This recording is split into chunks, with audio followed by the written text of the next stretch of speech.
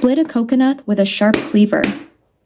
Use a mature, brown coconut, rather than a young green one that scrape the meat of the coconut from the shell. Use a coconut scraper, sharp paring knife, or a sturdy metal spoon. Coconut oil is super versatile.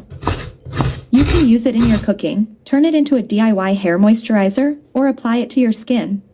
Removing the meat is tricky. To extract even more liquid, pour more hot water over the pulp and squeeze it again. Strain the coconut liquid. Making your own coconut oil at home is a great way to avoid unwanted additives and preservatives, and you actually have a few different methods you can try. This video will walk you through each method step by step so you can whip up your own coconut oil in no time. Place cheesecloth or a fine mesh strainer over a bowl. Pour the pureed coconut over the cloth or strainer so that the coconut milk drips into the bowl. Boil the coconut liquid. Place it in a saucepan on a burner and turn the heat to medium-high. Bring it to a boil and cook, stirring constantly, until the water has evaporated and the cream has separated from the oil and turned brown.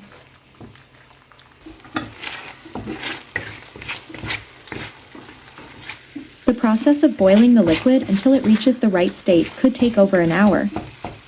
Be patient and stir constantly.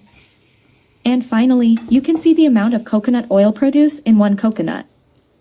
No wonder why coconut oil is expensive, not only of its natural healing power, but also the process before you have a final coconut oil. I hope you have learned from this video.